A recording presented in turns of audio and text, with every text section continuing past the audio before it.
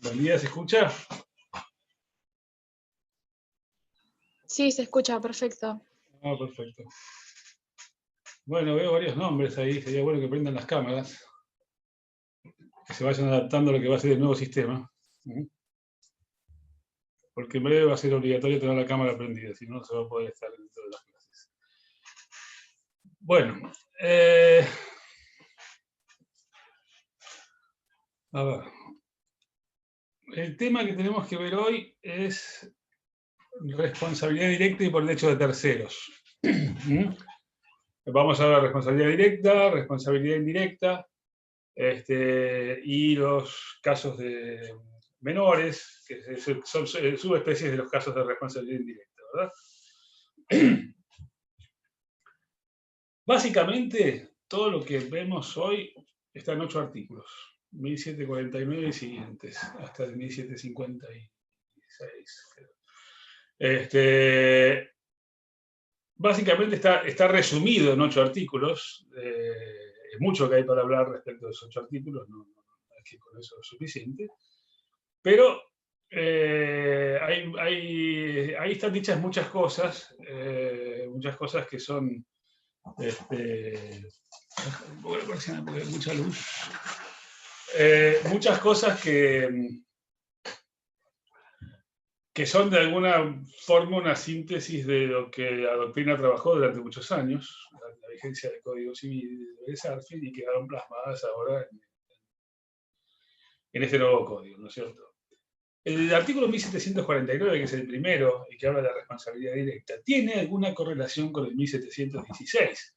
El 1716, ustedes recuerden que es el artículo que básicamente habla sobre la unificación de la responsabilidad civil, algo por lo que se bregó durante muchos años también, unificar la responsabilidad en lo que era contractual y extracontractual, en una sola, porque la responsabilidad civil, todos coinciden que más allá de la fuente originaria, o sea, lo que generó la responsabilidad o los principios de responsabilidad son siempre los mismos, es una sola.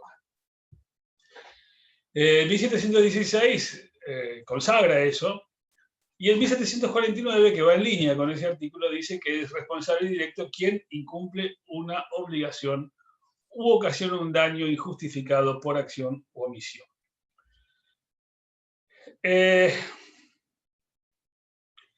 Entonces es responsable directo el que ejecuta la acción que provoca el daño. Ese es el responsable directo. Sea el que no cumple la obligación o el que ejecuta una acción, que sea porque causa un daño por acción o omisión. El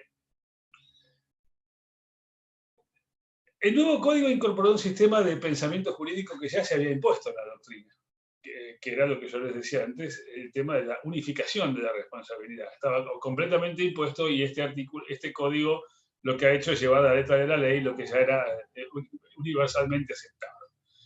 Este artículo en un solo renglón consagra una regla básica en el nuevo sistema, que hay un solo régimen de responsabilidad, ya sea que la obligación de reparar venga de una obligación incumplida o sea, venga de un contrato, o que no haya habido entre las partes una vinculación lícita previa, porque lo que era la obligación contractual no era estrictamente, todo lo que caía dentro del marco de la obligación contractual no era estrictamente un contrato, sino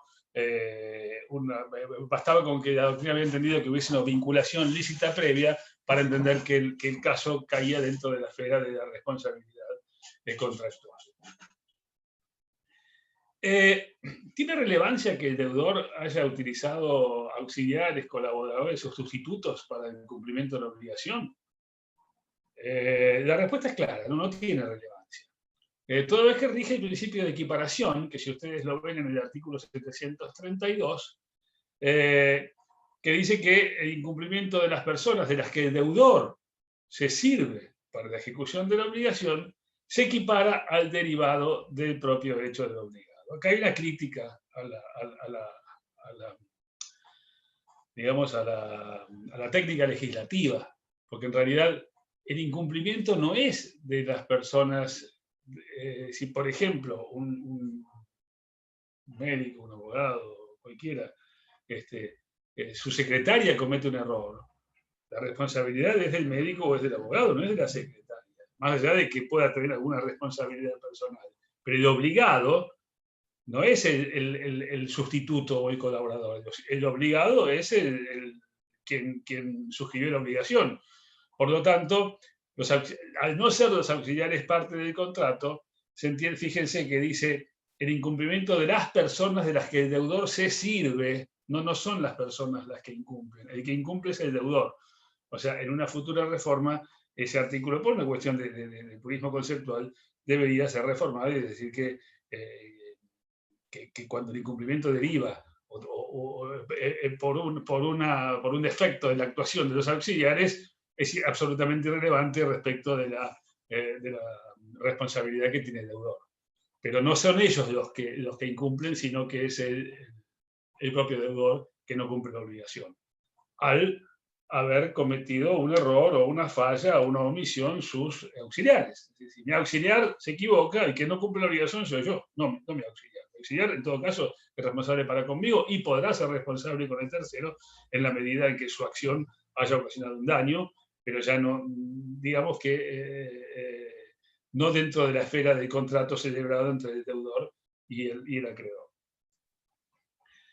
El factor de atribución en la responsabilidad directa o por autoría material, ustedes si recuerdan que ya deben haber pasado esa parte, los factores de atribución, recuerden que era un factor de atribución, el factor de atribución es la razón por la cual el legislador impone a una persona la obligación de reparar un daño, ¿cierto? Esas razones pueden ser objetivas o pueden ser subjetivas, es decir, puede que haya una conducta de reproche del autor de incumplimiento o del daño que merezca ser sancionada, una conducta de reproche que en este caso es el dolo o la culpa, es decir, la intención de provocar un daño o el actuar negligente o imprudente, si se quiere, y los factores objetivos de atribución que prescinden de la noción de culpabilidad y que tienen más que ver con la autoría material y con un factor de imputación objetivo que, como les digo, se desentiende de la cuestión de la culpabilidad. En la responsabilidad directa, el factor de atribución puede ser, o sea, la responsabilidad puede ser objetiva o subjetiva. Puede ser de los dos tipos. Como les decía, la responsabilidad subjetiva requiere que exista una culpabilidad o una conducta de reproche. Por ejemplo, la responsabilidad por incumplimiento de obligaciones de medios. En ese caso, la responsabilidad no es objetiva, sino que es la responsabilidad subjetiva.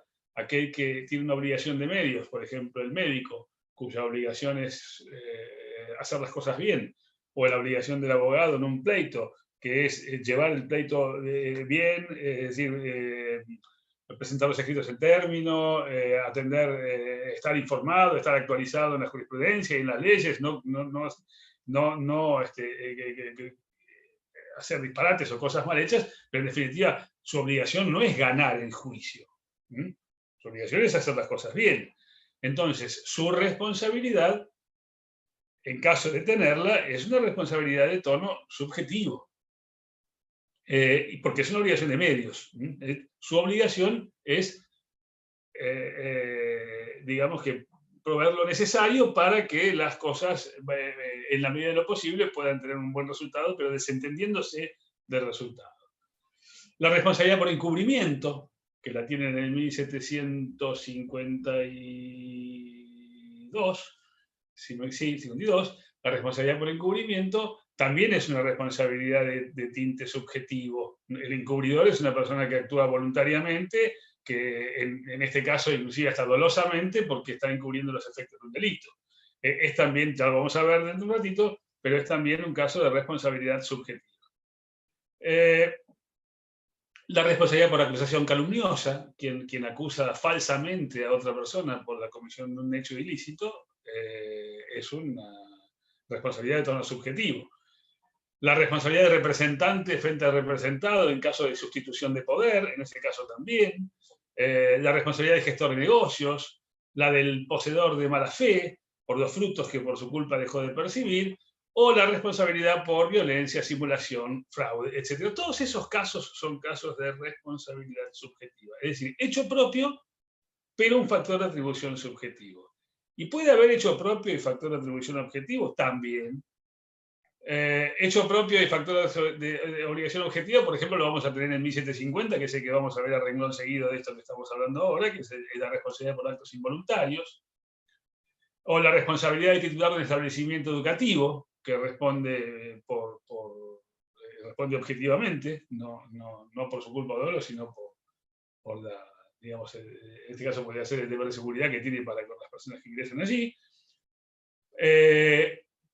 Todas las obligaciones de resultado, que son la gran mayoría de las obligaciones que ustedes van a ver, lo que ya han visto en la materia de obligaciones, digamos que hay un enorme porcentaje de obligaciones que son de resultado. Bueno, en esas la responsabilidad es objetiva. En esas no hay que demostrar la culpa del incumplidor para atribuir la responsabilidad. En todo caso, se demostrará la existencia de la obligación y el incumplimiento. Y con eso es suficiente. Y será el deudor quien deba demostrar, o quien deba arbitrar los mecanismos para demostrar su falta de responsabilidad. No su no culpa, porque aún acreditando su falta de culpa, sigue siendo responsable. Por lo tanto, ahí tenemos un responsable por hecho propio, pero una responsabilidad de tinte objetivo. La responsabilidad de hotelero, por ejemplo, por las cosas introducidas en el hotel, también es responsable objetivamente, no hace falta acreditar su culpa. La responsabilidad del conductor por ruina de edificio. Todos esos son casos de obligaciones por obligaciones incumplidas, responsabilidad por hecho propio, que como han visto puede ser subjetiva o puede ser objetiva. Sigue siendo responsabilidad por hecho propio. Un tema muy interesante también es el que vamos a ver en el artículo que viene a renglón seguido de 1749, que es el artículo 1750. El artículo 1750, fíjense que dice daños causados por actos involuntarios, ¿no? Dice, el autor de un daño causado por un acto involuntario responde por razones de equidad. Se aplica lo dispuesto en el artículo 1742. Y después dice, el acto realizado por quien sufre fuerza irresistible no genera responsabilidad para su autor, sin perjuicio de la que le corresponde a título personal a quien ejerciera esa fuerza. Vamos a analizar un poquito esto y después vamos a volver a la lectura del artículo con más elementos para su comprensión. ¿Alguna pregunta hasta aquí? ¿Algo que quieran reforzar? A mí me gusta que participen, o sea que todo lo que ustedes participen, bienvenido sea. Seguimos entonces. Se escucha bien, ¿verdad? Bien. Sí, se escucha bien. Perfecto, gracias. Responsabilidad por actos involuntarios. Este es un tema muy interesante. Es muy interesante ver la evolución en el derecho nacional. Y acá hay que distinguir tres etapas claramente diferenciadas. La primera etapa es el Código de Vélez sin la reforma del 68. Para los que ya están familiarizados con el derecho civil, saben que en el año 68, en la época de Onganía, se sancionó una ley que fue la 17711, que modificó más de 200 artículos del Código Civil y que lo ayornó un montón. Sin esa reforma el Código Civil no hubiese podido llegar hasta 2015, en que fue completamente sustituido. Pero hubo un montón de modificaciones que eran absolutamente necesarias. La primera etapa hay que tener en cuenta que Vélez estructura la teoría general de la responsabilidad bajo el paradigma de la culpa, siguiendo los lineamientos de la época.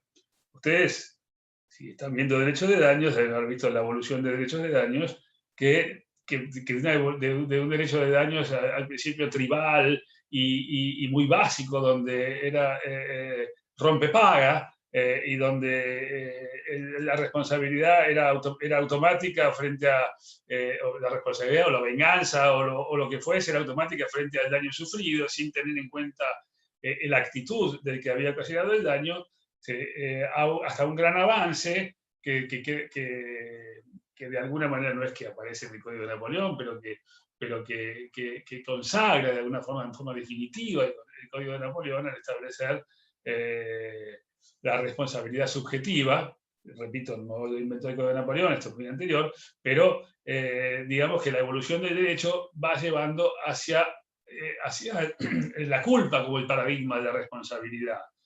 ¿Por qué razón? Porque inclusive como uno de los grandes pilares del individualismo y de los valores del individualismo que pregona el Código Civil francés de 1804, que consagra de alguna forma los principios fundamentales de la Revolución Francesa, y estos principios fundamentales son que el rey no puede hacer lo que quiera conmigo, que si yo tengo que pagar algo va a ser porque yo cometí una falta, no porque al rey se le ocurre, y que la propiedad, y que digamos, y la propiedad es inviolable, y que, y por ejemplo,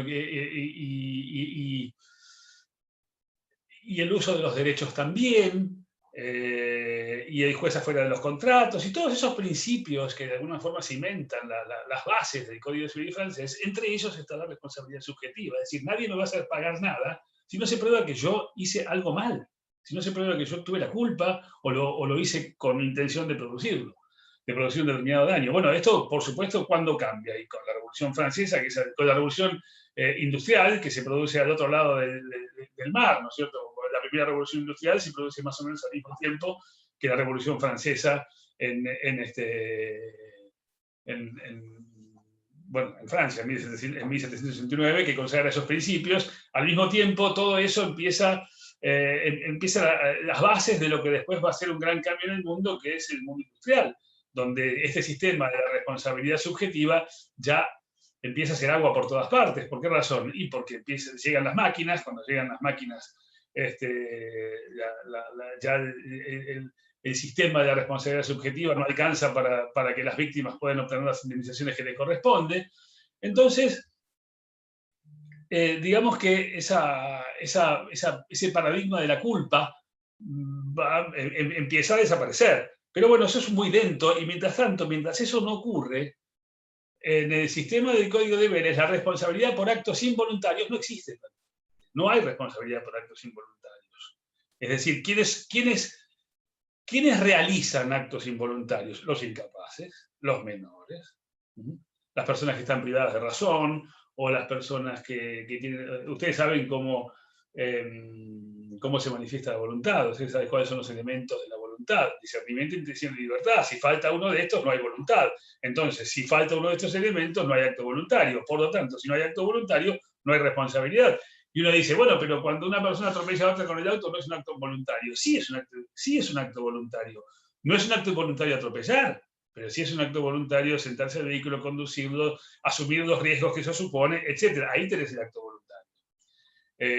Entonces, no es lo mismo hablar de acto voluntario que hablar de acto doloso. La voluntad se supone que es cuando una persona dirige sus acciones y tiene y realiza actos justamente que son de alguna manera una exteriorización de su voluntad. Vélez reconocía una sola excepción. O sea, el principio era, no había responsabilidad por actos involuntarios, pero había una excepción que era en la medida en que se hubiese enriquecido el autor del daño. Entonces, esto nos lleva a concluir que solamente había responsabilidad por actos involuntarios en caso de que hubiese enriquecimiento sin causa o enriquecimiento injusto. Solamente que en aquellos casos podría, siendo que Vélez no había legislado enriquecimiento sin causa, porque la legislación, no estaba la legislación positiva, pero del articulado del código se entendía que era una figura que no era extraña a la materia, ¿no es cierto? Pero bueno, en definitiva, el primer sistema es ese. No hay responsabilidad, salvo que se hubiese enriquecido el autor del daño. Cuando se sancionó la ley 17711 en el año 68, durante el gobierno de Bengalía,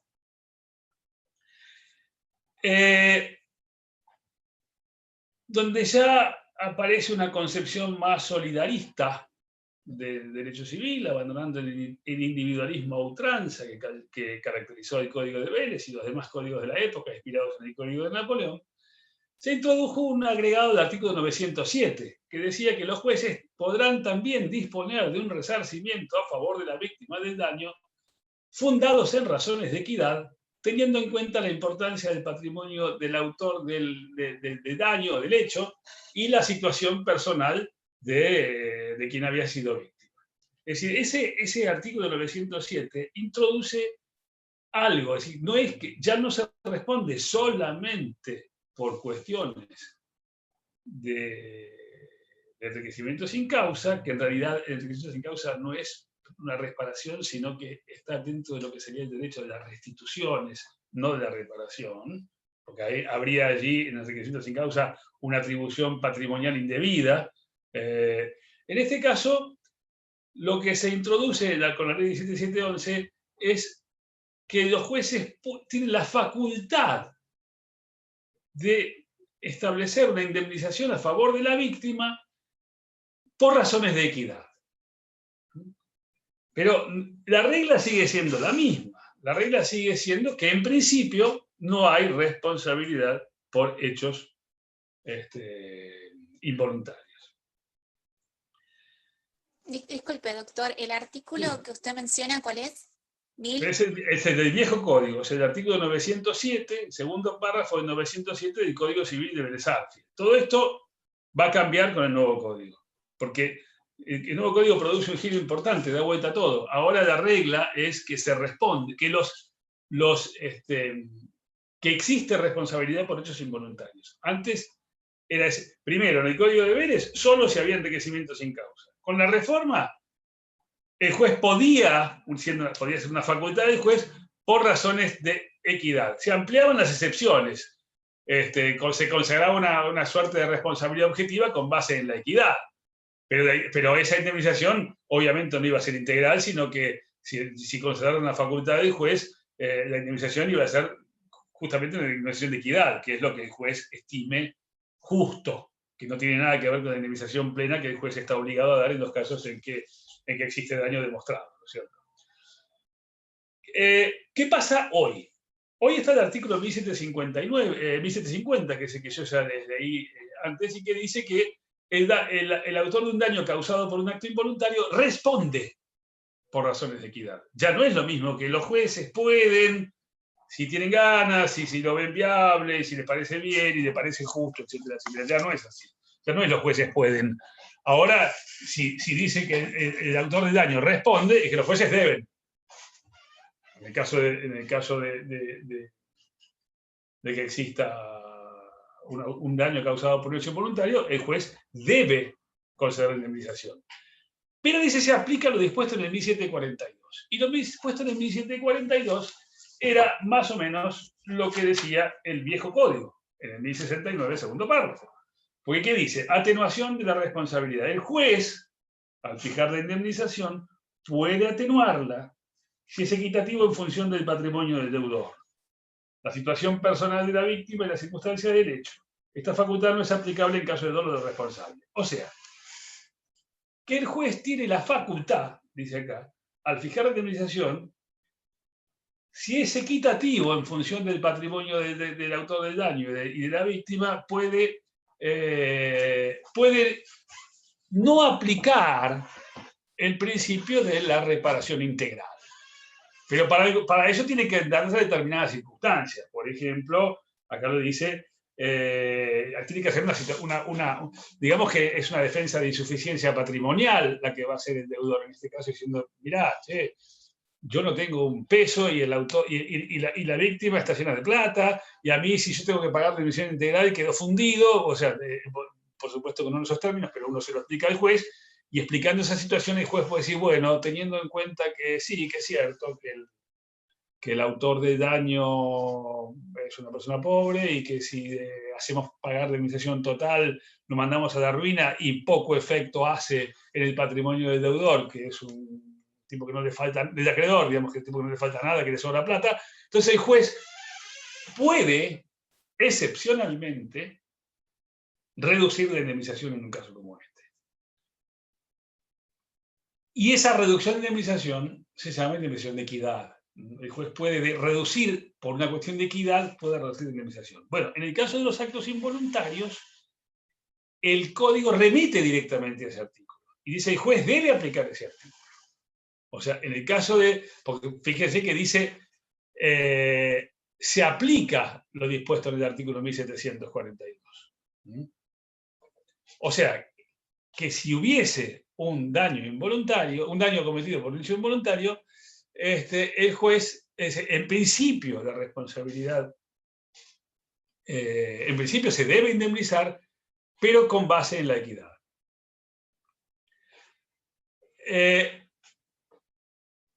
O sea que pasamos de un sistema al que la responsabilidad por equidad era la excepción, donde la responsabilidad por hechos involuntarios era la excepción, a que ahora es la regla. Ahora, la procedencia y cuantía están sujetas a la discrecionalidad judicial, por supuesto, porque si el juez va a aplicar indemnización de equidad, es decir, no va a hacer pagar el daño completo, sino lo que al juez le corresponda justo y equitativo, le parezca justo y equitativo. Rige el principio de indemnización plena, en principio, pero el juez lo puede atenuar y el código le está diciendo que lo atenúe. O sea que tiene una tipología propia esto. Siguiendo adelante, esto es respecto de daños involuntarios. El código en el artículo 1751 habla de pluralidad de responsables. A mi juicio, este artículo podría no estar en la ley, es lo mismo. O sea, no cambiaría nada. Porque, ¿qué dice el artículo? Dice que este tema ya está resuelto. Dice que cuando las obligaciones son de... Esto lo han visto ustedes en teoría general de las obligaciones. Si la fuente es la misma, la obligación es solidaria. Si son de fuentes distintas, pero el objeto de la obligación es el mismo, la obligación es concurrente. Y el artículo dice...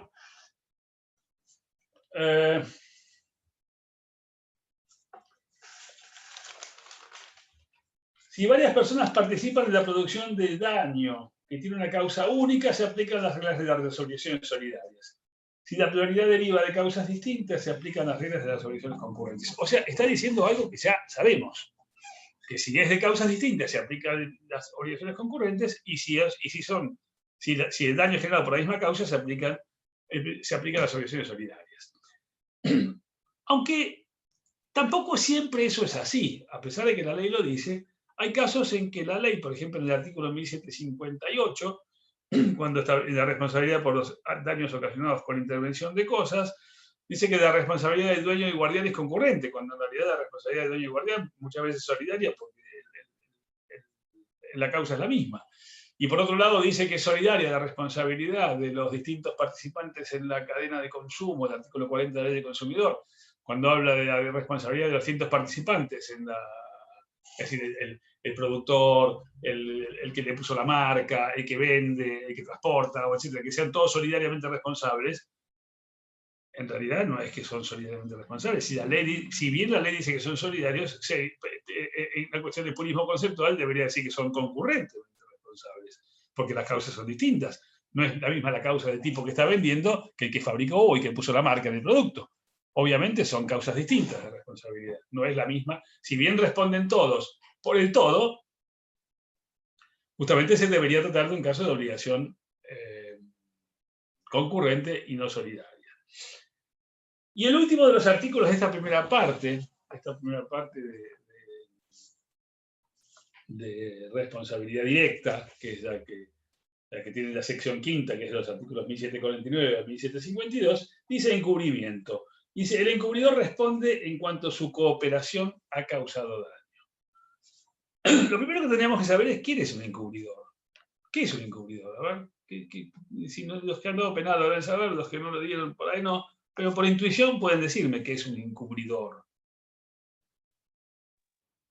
Sabiendo la verdad de un hecho, omite decirla, sería en caso de encubridor, ¿o no? No.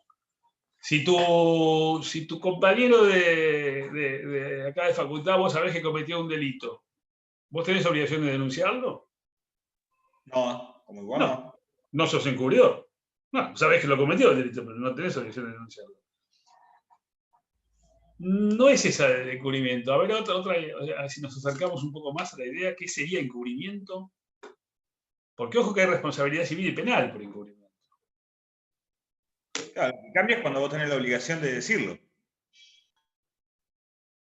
Bueno, pero ¿quién tiene obligación de decirlo? Un funcionario.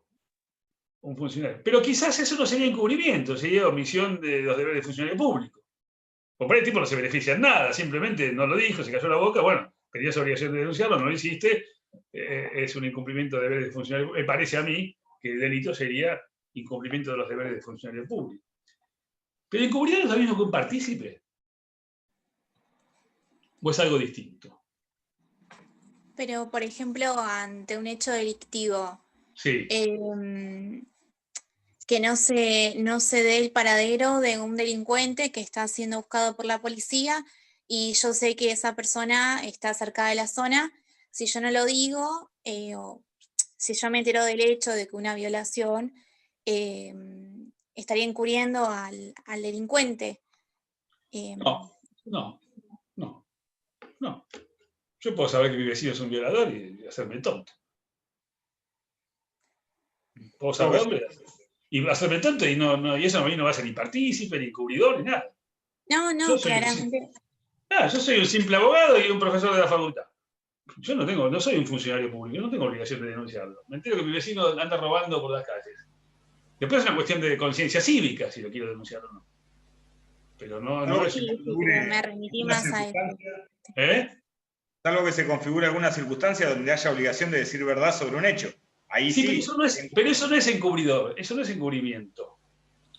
O sea, si yo tengo obligación de decir... Sí, si vos vas como testigo, obviamente tenés obligación de decir verdad. Aunque siempre te cabe no sé, y hacerte de boludo. Eso lo podés hacer, siempre que no sea demasiado obvio. Pero esa opción siempre la tenés. Ahora, el tema es, el encubridor está cercano al partícipe, pero no es partícipe. Claro. El partícipe es el que contribuye a que el delito se cometa, el que hace de campana, por ejemplo, o el que participa en el hecho.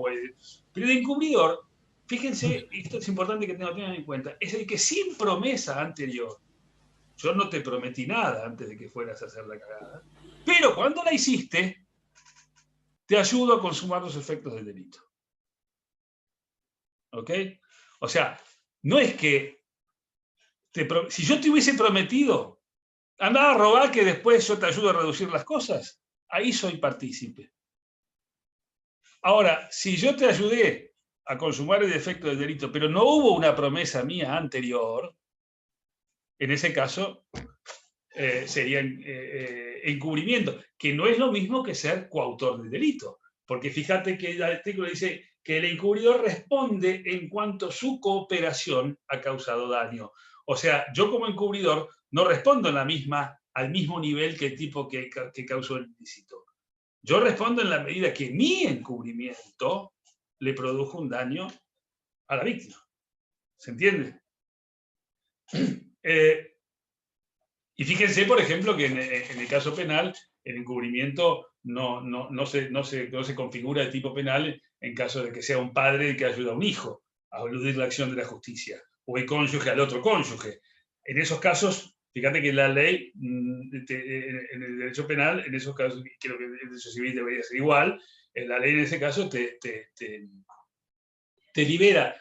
Aunque no en el derecho civil no, me retracto, porque en el derecho civil, en la medida en que el encubrimiento que suponete un padre haga respecto del delito cometido por el hijo, si ese encubrimiento causó un daño, debería responder por ese daño, aunque penalmente esté exento de responder. Nadie va en cana porque trate de ocultar que el hijo vaya preso. Es lógico que si tu hijo comete algo, vos lo querés y tratás de esquivar la acción de la justicia, o lo ayudás a consumar, no los efectos del ilícito, sino que lo ayudás a eludir la acción de la justicia. Bueno, en ese caso, dada la cercanía de parentesco que tenés, en ese caso la ley penal te exime de responsabilidad penal, pero entiendo que la ley civil no te tiene que eximir de responsabilidad civil. Si ese encubrimiento causó un daño, por ese daño tendrás que responder. Bueno, el encubrimiento es eso, nada más, es bastante simple. Pero acuérdense que el encubridor es aquel que sin promesa anterior ayuda al otro a eludir la acción de la justicia. ¿Qué más? Un tema que no está aquí, pero que es importante antes de pasar a responsabilidad indirecta o refleja, a ver cómo vamos con el tiempo, vamos bien. Que es el tema de la acción de regreso entre los copartícipes. ¿Qué es la acción de regreso? Ustedes si buscan en sus discos rígidos y se acuerdan de cada cabeza y se acuerdan de las obligaciones solidarias y se acuerdan de las obligaciones solidarias, ¿qué pasaba si uno pagaba la totalidad? ¿Qué había contra los otros? ¿Qué tenías contra los demás codeudores?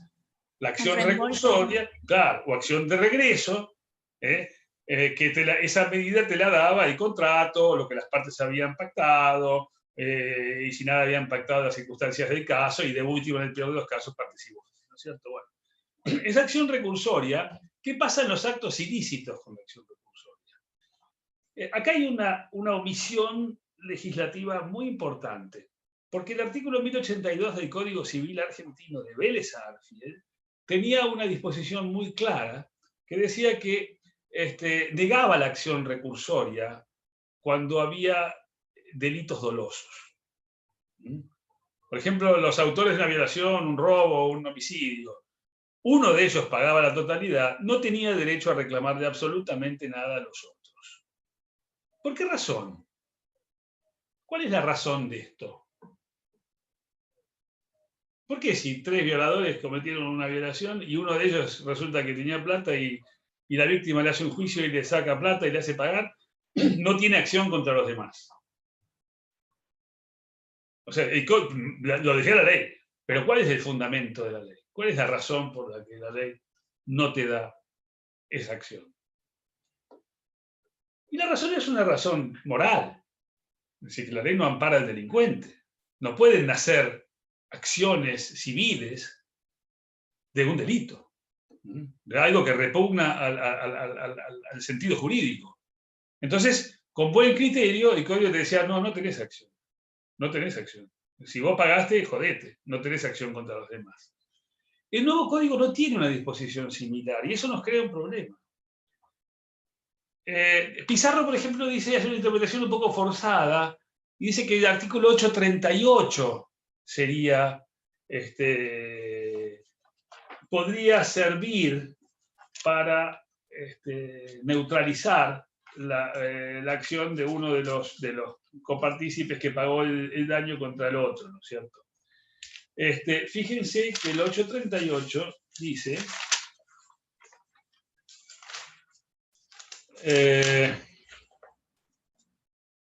la mora de uno de los deudores solidarios perjudica a los demás. Si el cumplimiento se hace imposible por cosas imputables en deudor, los demás responden por equivalente de la prestación, bla, bla. Las consecuencias, la última parte, dice, las consecuencias propias del incumplimiento doloso de uno de los deudores no son soportadas por los otros.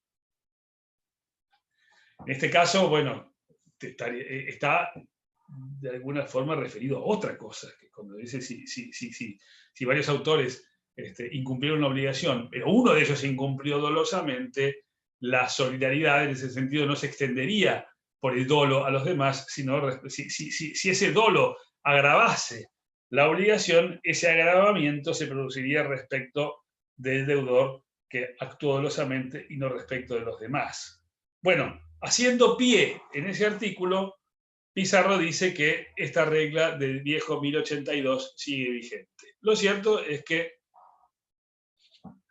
sí, todo bien, pero no sé qué pasaría en un juicio. No sé qué podrían interpretar los jueces en ese sentido, porque al no existir un artículo como ese, salvo que te vayas en este 838, después no te queda otra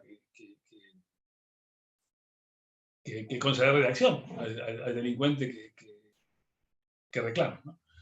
Así que bueno, ese es un tema que está de alguna forma hoy por hoy en una zona gris. No digo laguna porque teóricamente no existen lagunas de derecho, pero sí está en una zona gris.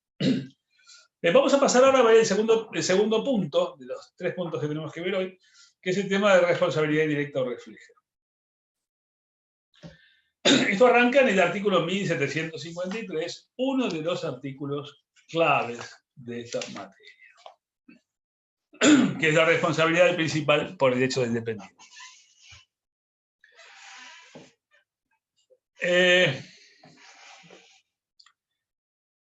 Este tema de la responsabilidad indirecta o refleja está ligado a las órbitas subjetiva y objetiva de la responsabilidad, ¿cierto? El punto de partida moderno, como yo les dije, es sin duda la culpabilidad, la conducta de reproche. Esto coincide con la época de la sanción del Código francés, cuando habla no hay responsabilidad sin falta, falta como sinónimo de culpa. Y este tipo de responsabilidad acoplaba perfectamente en el artículo 1109, que era una suerte de calco del artículo 1382 del Código francés. El 1109 decía que todo aquel que por su culpa o negligencia ocasiona un daño está obligado a reparar el perjuicio. No es nada más que eso. Ahora,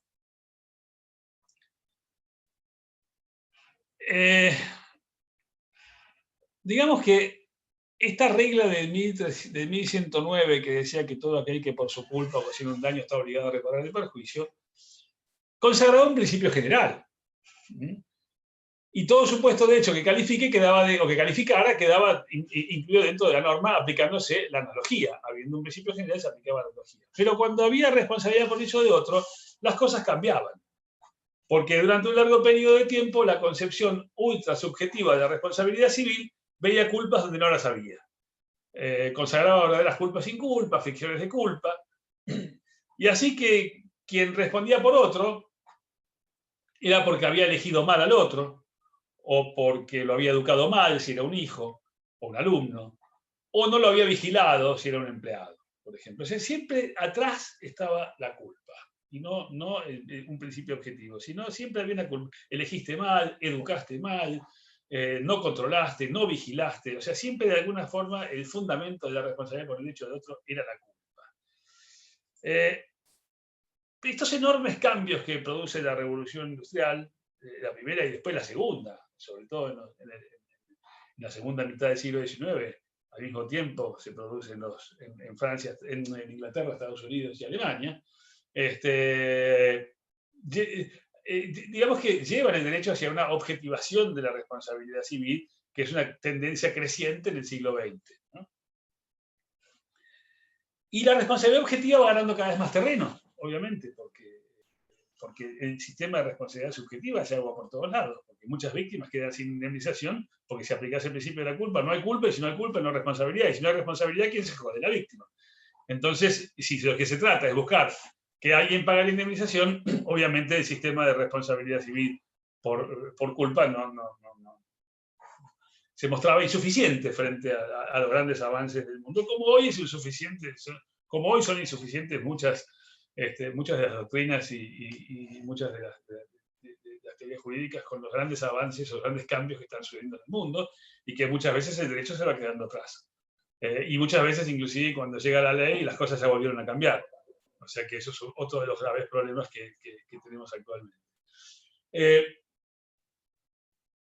Ahora, la gran diferencia que el artículo 1753 actual, del Código actual, dice que el principal responde objetivamente por los daños que causen los que están bajo su dependencia o las personas de las cuales se sirve por cumplimiento de sus obligaciones.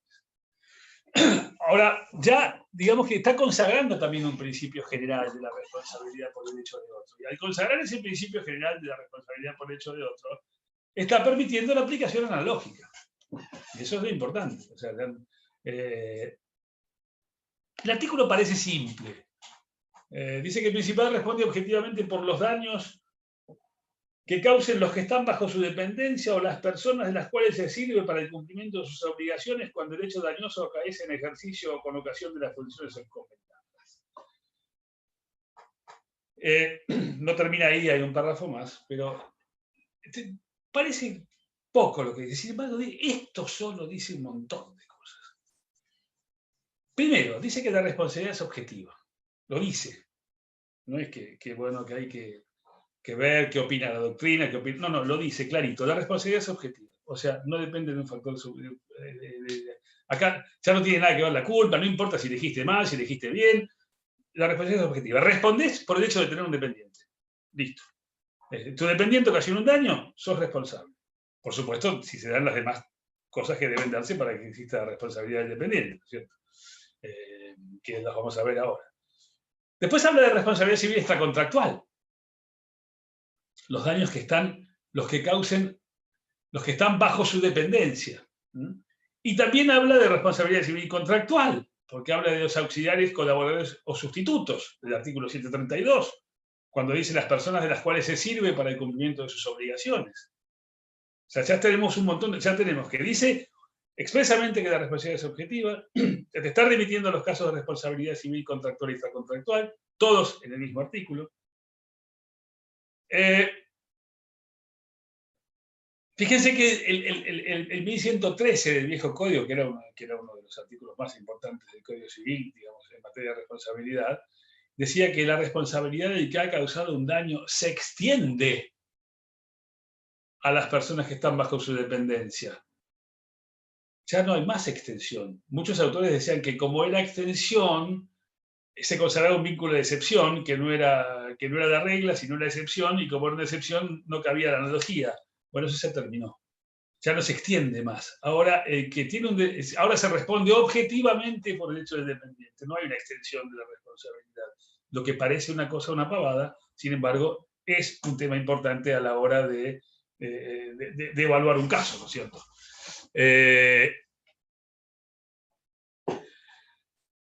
¿Cuál es el fundamento de la responsabilidad del dependiente?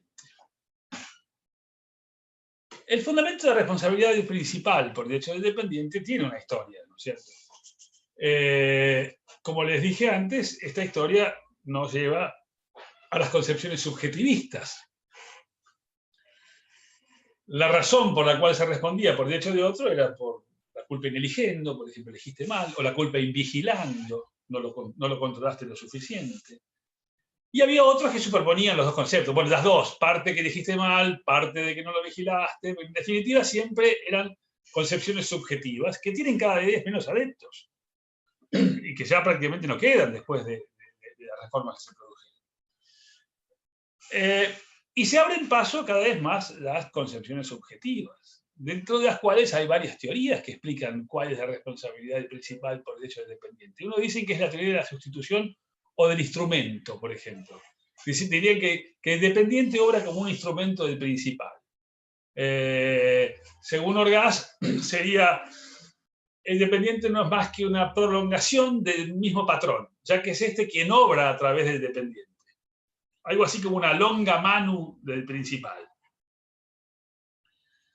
Y la teoría sostiene que una vez demostrada la responsabilidad del dependiente, la del principal es inexcusable, porque la culpa del encargado es como si fuera la suya propia.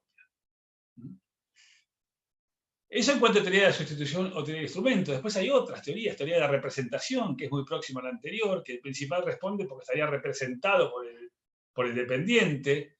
Pero, ¿cuál es la crítica a esto? Que la representación es para actos jurídicos, no para actos ilícitos. Yo puedo designar un representante para mis actos, para que cumpla actos jurídicos, pero no para que realice un acto ilícito. Además, el representante que actúa en nombre del representado no tiene responsabilidad propia. Si yo, como abogado, inclusive, ejecuto un acto en nombre de mi representado, y yo hago todas las cosas bien, después el representado pierde el juicio porque tiene razón o porque fuese, yo no soy responsable, yo no pago, no tengo ninguna responsabilidad. O si yo voy a me dan un mandato para que vaya a firmar un contrato determinado y firmo el contrato, y la responsabilidad será de quien me mandó a hacerlo, no mía. Entonces no hay responsabilidad de representante, de representado.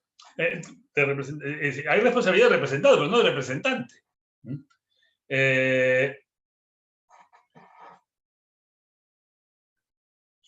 La responsabilidad por hecho ajeno tiene una importancia práctica enorme en estos tiempos. Otros actores se inclinan por la teoría de la garantía, por ejemplo. Es decir, el sistema busca que quien se vale de dependientes garantice a las eventuales víctimas que los daños que estos causen serán reparados. Entonces, bueno, ahí estaría la teoría de la garantía. El representado garantiza que aquellos de quien se vale para el cumplimiento, sea para cumplir obligaciones o para ejercer sus actividades en la vida diaria, él garantiza civilmente los actos que ellos realizan.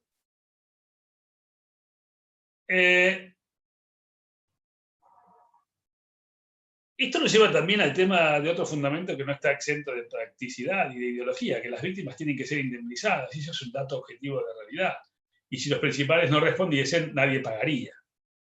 Eso también es cierto. Lo que pasa es que eso también lleva a dar pie a los detractores de esto, que hablan de la ideología de la indemnización o de la ideología de la reparación, y que en definitiva el tema se ha ideologizado, dicen algunos, y que siempre se está fabricando nuevas víctimas. ¿Y cuándo fabricas una nueva víctima? Cuando le haces pagar a alguien que no tiene absolutamente nada que ver con el tema. Ahí estás fabricando una nueva víctima. Entonces, bueno, el tema es un tema bastante espinoso. Y hay autores a quienes la teoría de la garantía no les cierra, porque dicen que es un fundamento vacío, que no explica la razón por la que se responsabiliza al principal, y se inclinan por la teoría de riesgo. Es decir, que tener dependiente genera riesgos, y esos riesgos están a cargo del principal. Porque en definitiva, la garantía sola no explica nada. ¿Cuál es el fundamento? Y que yo garantizo a la sociedad. Sí, pero el fundamento, ¿por qué pago? ¿Por qué respondo? Entonces ahí aparecen nosotros y dicen, no, el fundamento es que vos introdujiste un riesgo en la sociedad. Entonces, al introducir un riesgo en la sociedad, a través de un dependiente, esa es la razón por la cual tenés que pagar.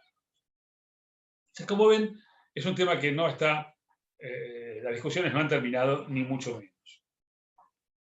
El programa les pide la acción contra el autor y contra el civilmente responsable, responsabilidad concurrente, recursos, y el concepto de relación de dependencia, etc. Acá hay que decir que la víctima obviamente puede reclamar como regla al autor material del daño. Así lo expresa el 1773, cuando dice acción contra el responsable directo o indirecto. El legitimado tiene derecho a interponer su acción conjunta o separadamente contra el responsable directo o el indirecto. O sea, a vos te causaron un daño, puedes ir contra el dependiente, contra el principal, contra los dos al mismo tiempo. No hay ninguna ley ni ningún texto legal que te obliga a ir contra uno o contra otro, o desistir contra uno para poder ir contra el otro. Vos podés hacer lo que quieras. Podés iniciar contra uno hoy, mañana podés iniciar contra el otro, podés meterlos a los dos en el mismo proceso o no. Decisión tuya.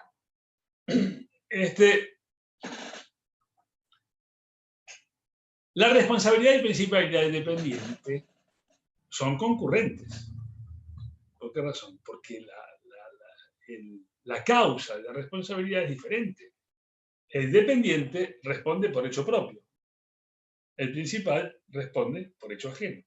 Por lo tanto, si bien los dos están obligados al todo, es decir, a pagar el total de indemnización a la víctima, lo cierto es que la obligación es concurrente, porque no tienen el mismo origen. ¿Y cuál es la acción de regreso en las obligaciones concurrentes?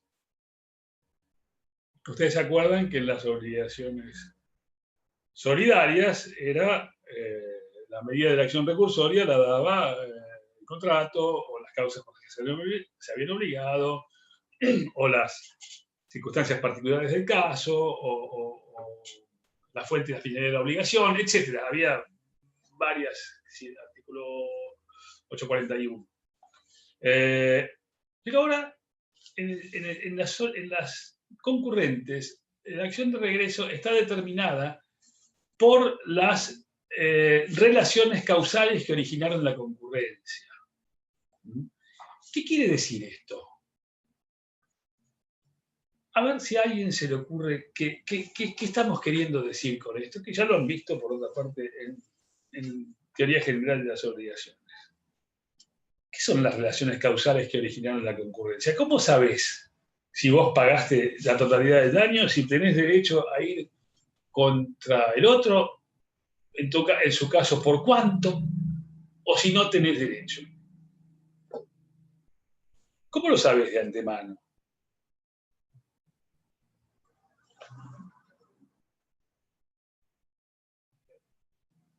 Supónganse que es muy difícil encontrar ejemplos que se aparten de las cosas. Sí. Por ejemplo, ¿no? ¿No se podría determinar por el valor del daño que se reclama? Yo no sé. No. No, No, pero le doy un ejemplo por ahí concreto, no sé si está bien al caso. Yo lo contrato a Luis Ambos como abogado. sí, Luis Ambos no me atiende, me nombra a Juan Pérez para que maneje mi caso. Yo Sí. pierdo, no sé, 100.000 pesos. Y voy Sí. contra Juan Pérez por mala praxis con 100.000 pesos. sí. Después responde usted. Usted va a ¿Por qué tener respondo yo? ¿Por qué respondo yo? porque es el principal. Yo el contrato lo firmé con usted. El otro sería el dependiente. Correcto. Bueno, pero en ese caso había responsabilidad contractual. En ese caso yo usé un sustituto o un colaborador, y en ese caso la obligación es conmigo. O sea, es más, contra él tendrías obligación en la medida en que él hubiese actuado mal. Pero la acción sería contra mí. En este caso estoy más bien apuntando a casos de responsabilidad civil extracontractual. Cuando paga el seguro, por ejemplo, puede ser. Bueno, a ver.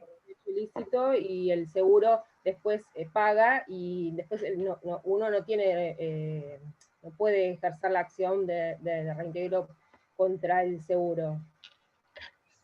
Claro, en este caso, o sea, son casos distintos. O sea, el ejemplo que a mí se me viene a la cabeza es un caso, no es un caso de relaciones de principal y dependiente, sino casos distintos. Por ejemplo, pero vamos a ver, quizás sirva como ejemplo, ya que trajimos el tema del seguro. Supongamos que yo tengo asegurada mi bicicleta, ¿no? Y me la roban.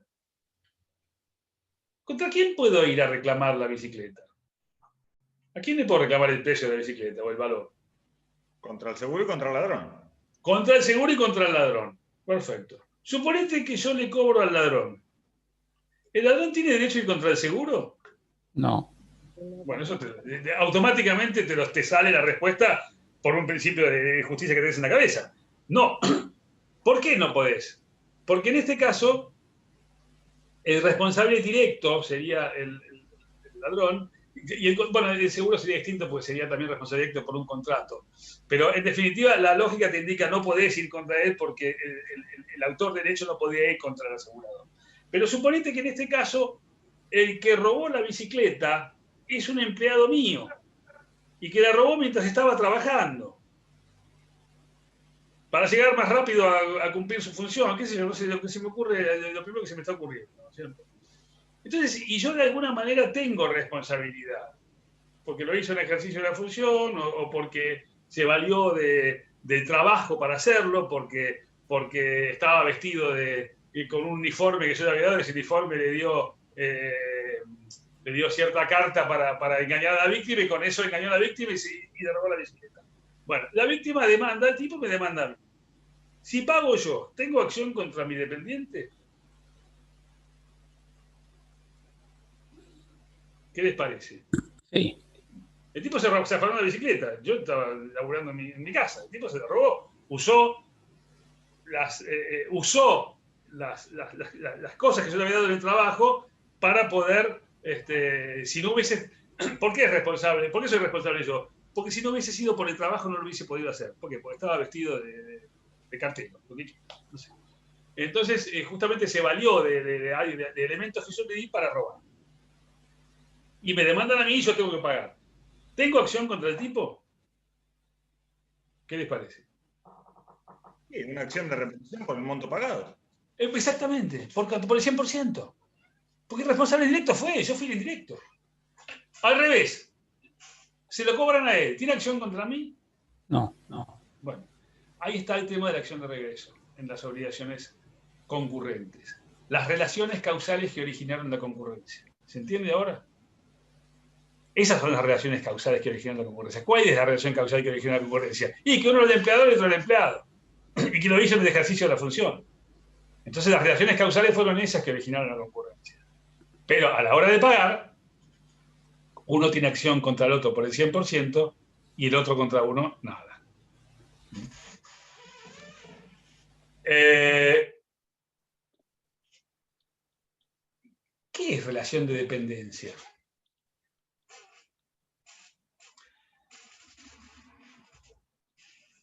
Hay objeciones doctrinarias respecto al tratamiento en este artículo 1753, de dos temas que se tocan al mismo tiempo, que es la responsabilidad por los dependientes y el uso de auxiliares. Pero son dos cosas diferentes. Son dos cosas completamente diferentes. Entonces hay cierta reticencia por parte de algunos doctrinarios en que estos temas se traten conjuntamente en un mismo artículo, porque tienen soluciones diferentes.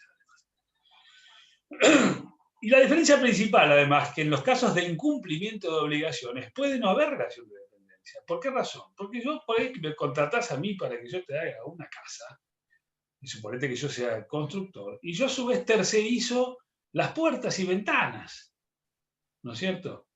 Y soy responsable por el tipo que no trae las puertas y ventanas el día que las tenía que traer y yo no estoy cumpliendo como obligación porque el tipo no me cumplió a mí, pero no es dependiente mío. Es un tercero.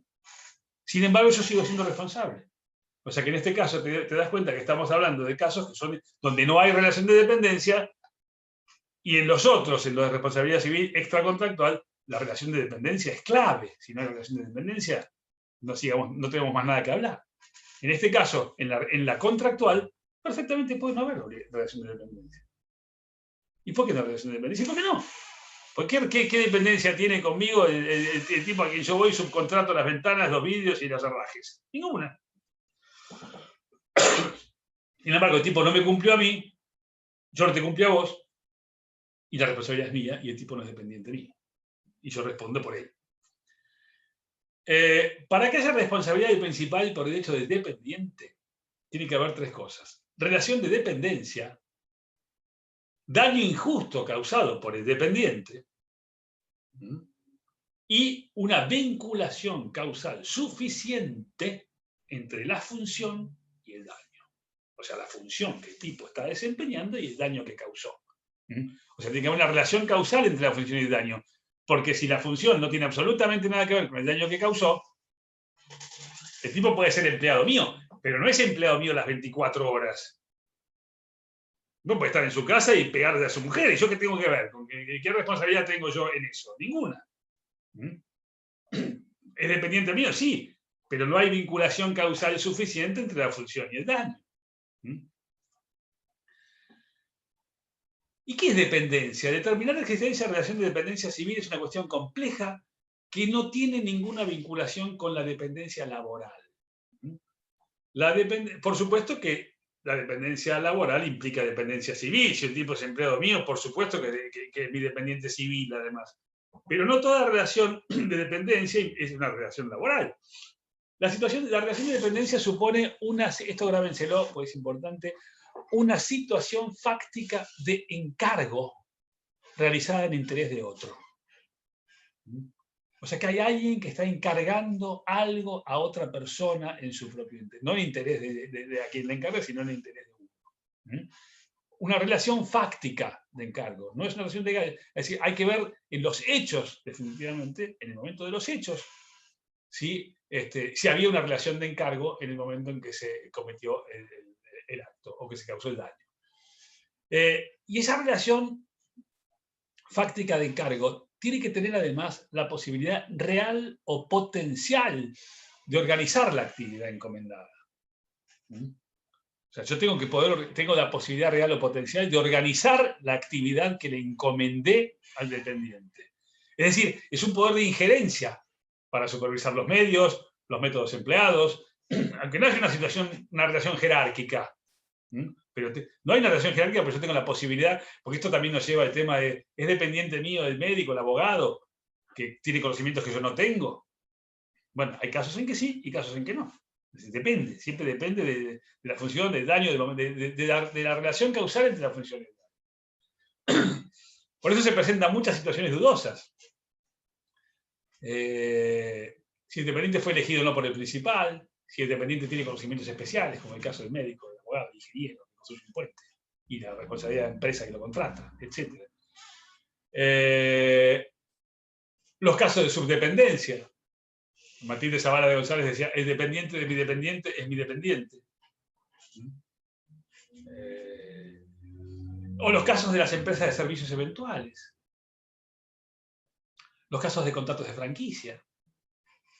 ¿Hay dependencia? ¿No hay dependencia? Bueno, es una cuestión de hecho, porque por eso les vuelvo a situación fáctica de encargo. En definitiva, termina siendo una situación de hecho la que determina si existe o no relación de dependencia. Luego tiene que haber un daño injusto causado por el dependiente. El daño injusto es aquel respecto del cual el que lo sufre tiene derecho a reclamar a un tercero por vía resarcitoria. ¿No es cierto? A la víctima le basta con demostrar la existencia del daño injusto causado por el dependiente para que pueda reclamar la reparación integral, y hasta puede ser que no individualice al dependiente, podría ser también, pero igual tendrá derecho a reclamar indemnización mientras muestre que el daño fue hecho por dependientes. Y la vinculación causal entre la función y el daño es la parte clave de todo esto. Porque el principal responde por los daños que el dependiente causa con motivo o ocasión de las funciones. Es decir, que el daño debe ser causado en ejercicio de la función. Aquí hay una responsabilidad fundamental, una diferencia fundamental con los daños causados por los hijos menores. El hijo es hijo todo el tiempo. El hijo es hijo las 24 horas. El empleado o el dependiente no es dependiente las 24 horas. También puede haber,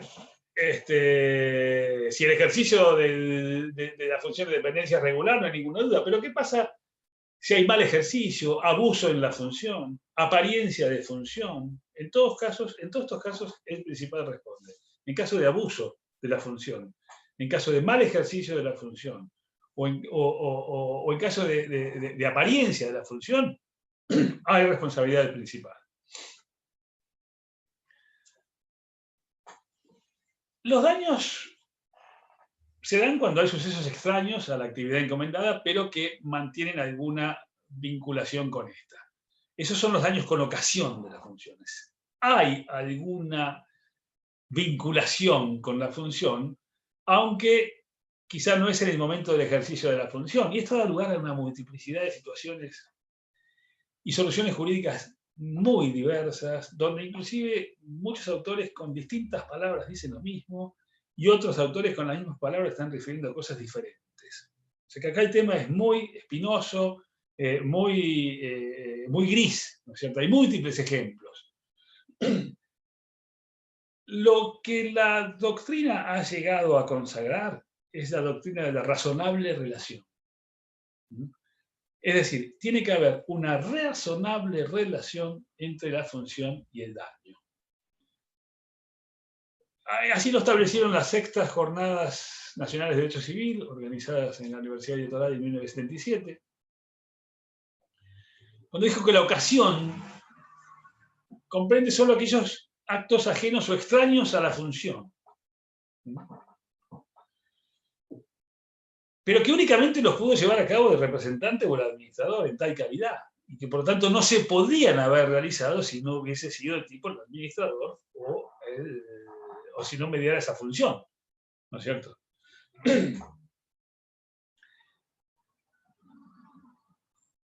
De alguna forma, el daño causado en ocasión de la función es que le da una oportunidad al tipo de actuar utilizando la función para causar un daño. Sí, casuística hay montones. Por ejemplo, el caso Panizo, que es un caso del uso de armas de fuego, donde un policía mata a un amigo con un arma de repartición por accidente, en forma accidental y fuera del horario de trabajo.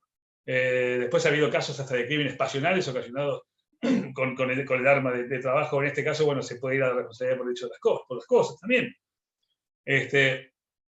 La responsabilidad del Estado por falta de servicio, cuando el Estado es responsable por no haber arbitrado los mecanismos suficientes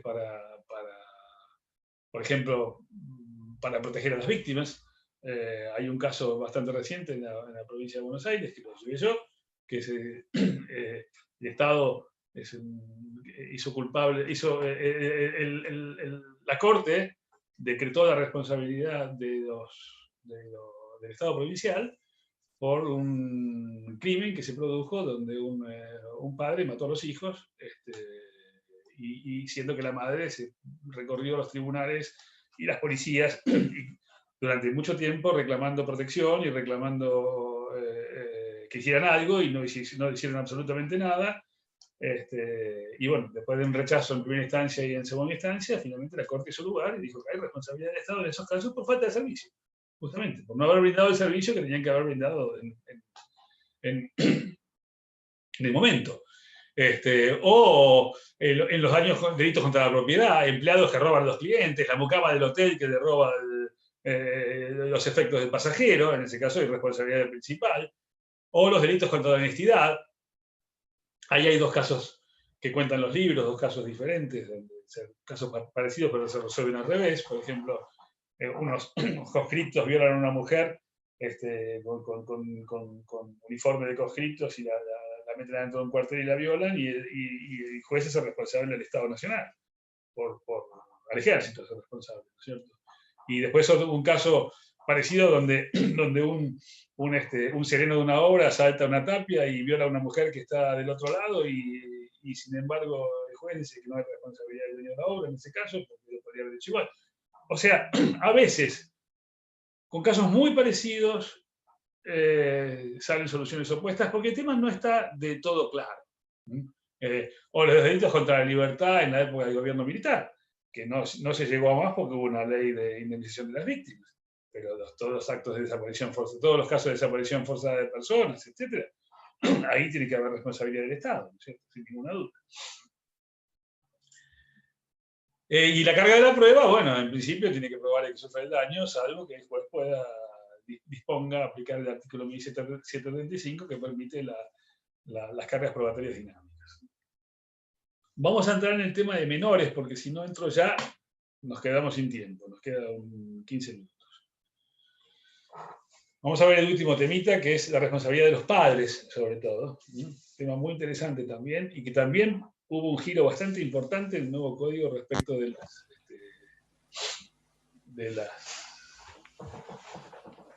los criterios anteriores.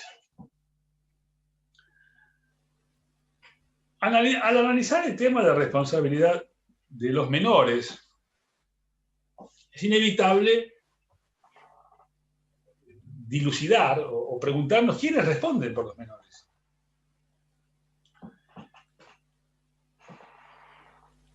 Hay un imperativo de justicia en la hora actual, que es el ensanchamiento de la legitimación pasiva y la socialización de los daños. Es decir, el sistema tiene que seguir buscando responsables para que la víctima no sea tan víctima, sin fabricar una nueva víctima, ¿no es cierto? Pero digamos que es un imperativo de justicia.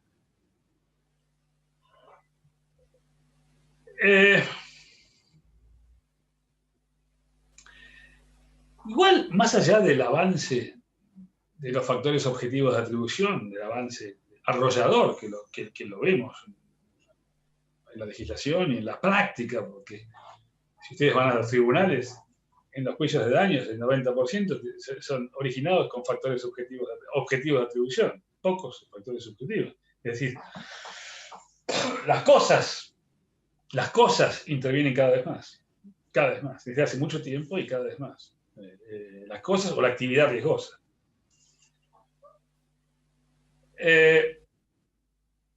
Las víctimas suelen ser los débiles del derecho y es necesaria su protección.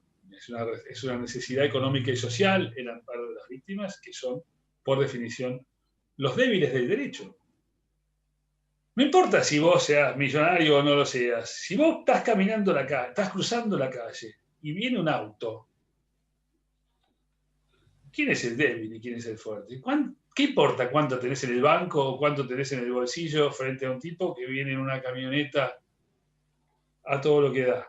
¿Quién es el fuerte y quién es el débil? Aunque yo tenga 700 veces más plata que el tipo, que la camioneta la deba y yo tenga para comprarme 1000 camionetas, el débil soy yo, cruzando la calle. Y a esos son los que hay que responder, a los que hay que proteger.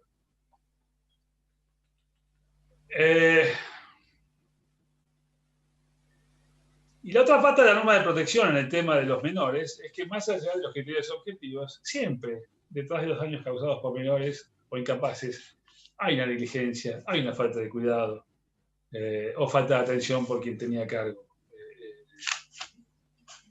el cuidado, ¿no es cierto? ¿Quiénes responden?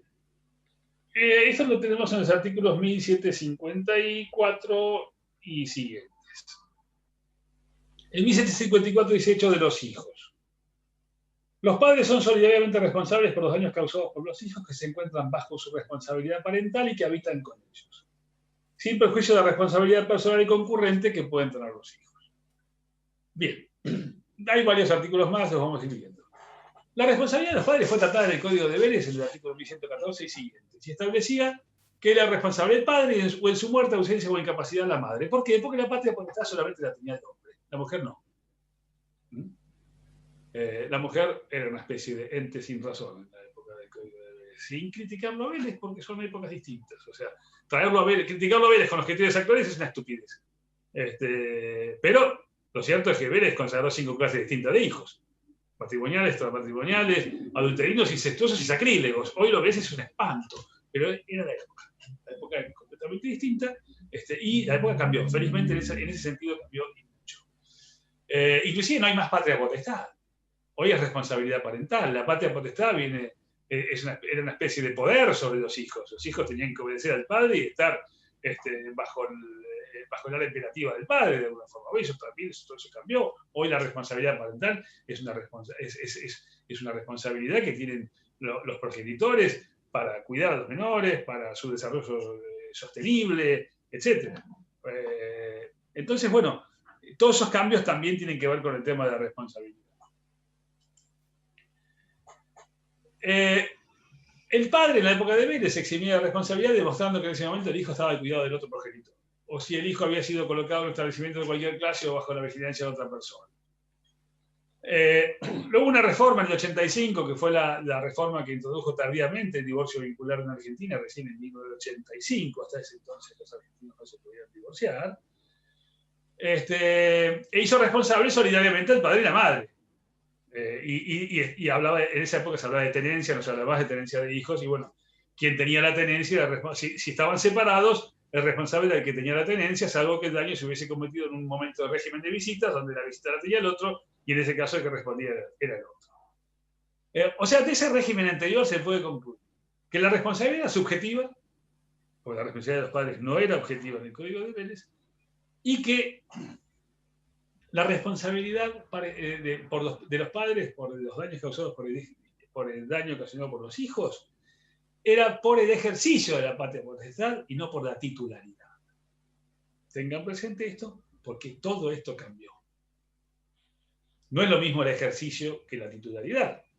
Por ejemplo, el ejercicio de la patria potestad, en el momento, si los padres estaban divorciados y estaba viviendo con la madre, ¿quién lo tenía? La madre. El ejercicio no lo tenía el padre, sino que lo tenía la madre, salvo en los casos de régimen de visita. Bueno, hoy ya no se es responsable por el ejercicio. Hoy sos responsable, lo tengas o no. Hoy sos responsable porque sos titular de la responsabilidad parental. Ya no se habla más de patria potestad. O sea, ¿qué se cambió en el código? Las dos cosas.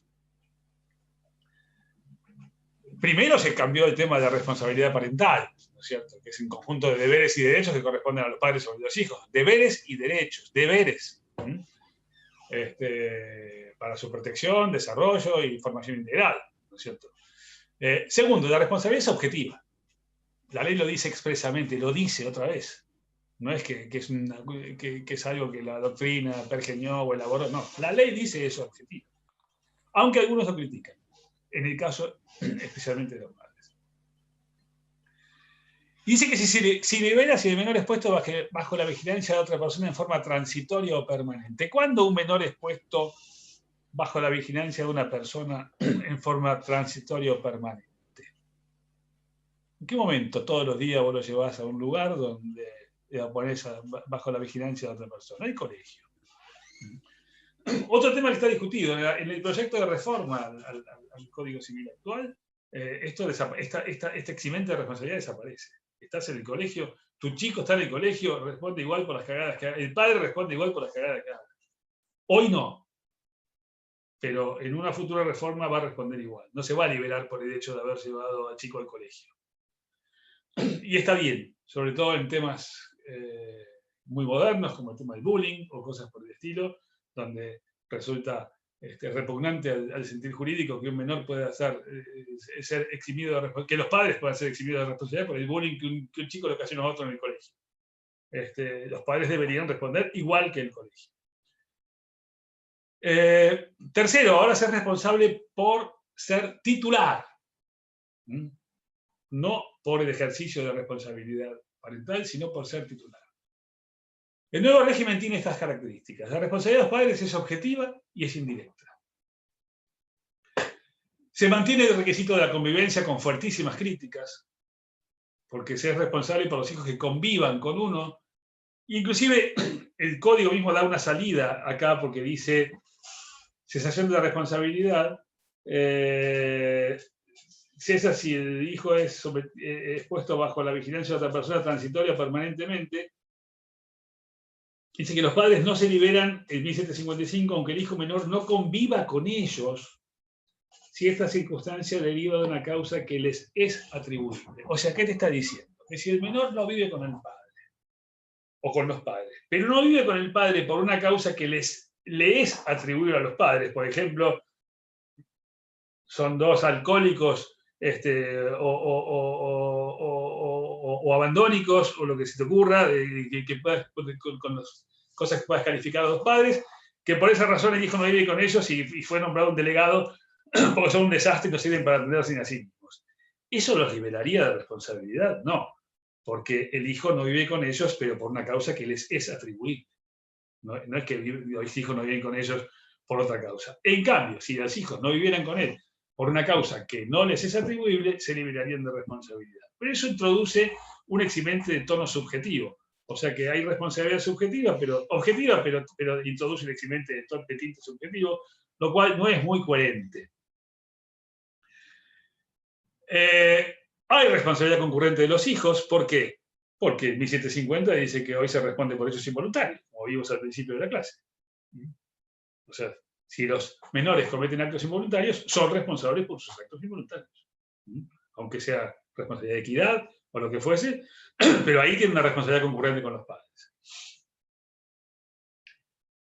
Cesa si es puesto bajo la responsabilidad de otra persona, bajo la vigilancia de otra persona, como les dije, caso de colegio, cosa que también hoy está en discusión y fuertemente criticada. Y los padres no responden por las obligaciones contractuales celebradas por los hijos, o el menor que obtuvo un título habilitante. En esos casos no hay responsabilidad. Ese es el único caso que toda la doctrina pretende dejar vivo como eximente de responsabilidad. Los demás, en general, hay un fuerte embate doctrinario a eliminar todas las otras causales de exhibición o de exoneración de responsabilidad de los padres y dejar solamente los casos de los menores que celebran contratos o de obligaciones celebradas por ellos o que trabajan, y sería absurdo que el padre tuviera que responder por un acto que el menor ocasiona en el trabajo cuando está autorizado para trabajar. Todos los demás casos, digamos que es la responsabilidad, que los eximentes están en discusión. Si bien hoy están vigentes, pero están en discusión. Y los fundamentos de la responsabilidad también nos remiten a épocas pasadas, donde se hablaba de culpa invigilando, culpa ineducando, falta de vigilancia activa, culpa en la educación, etc. Todo esto ha desaparecido desde que el Código dice que la responsabilidad de los padres ahora es objetiva. Diciendo que es objetiva, ya todos esos fundamentos subjetivos ya tienen poca importancia. ¿Y acciones de regreso? ¿Qué hay? Y entre los progenitores entre sí siempre, si uno de los padres pagó, obviamente tiene acción contra el otro. ¿Por qué parte? Y será por la mitad. Porque la responsabilidad es compartida. Y si no hay algo que termina con la responsabilidad más de uno que de otro, la responsabilidad será solidaria entre ellos y la acción de regreso cabe perfectamente.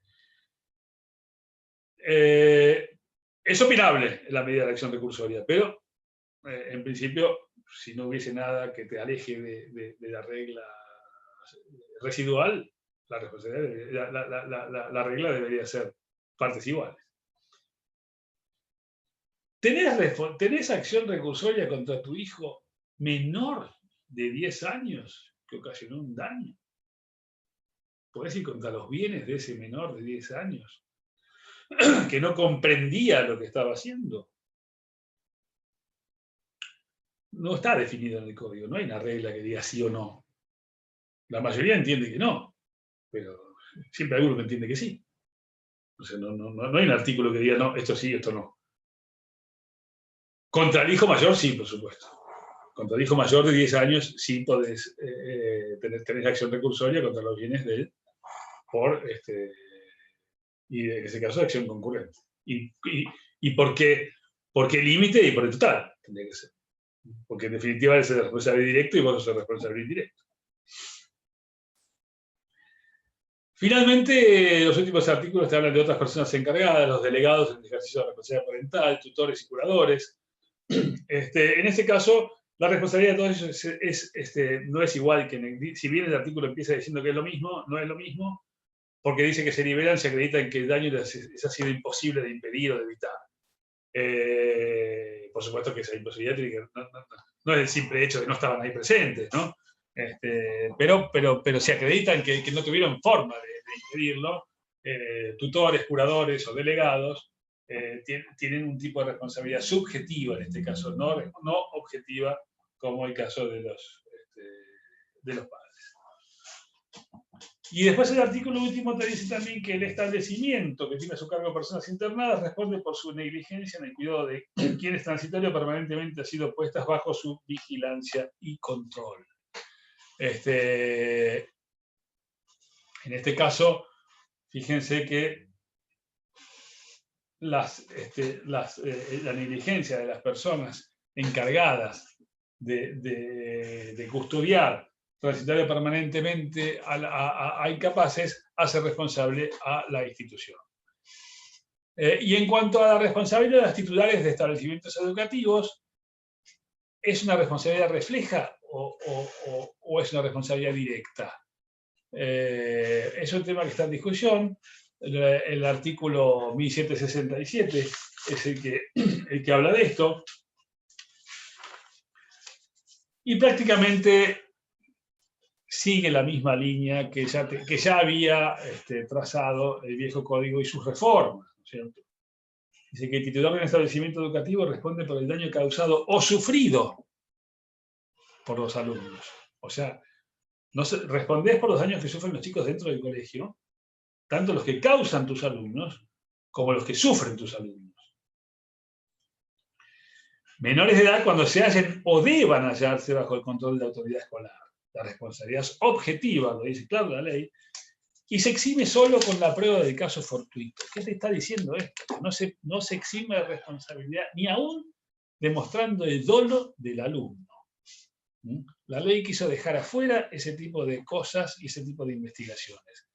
Aún demostrando el dolo del alumno, el titular del establecimiento responde igual. Y después la ley dice que tienen que sacar un seguro de responsabilidad civil y que esta norma no se aplica a la universidad y a educación superior.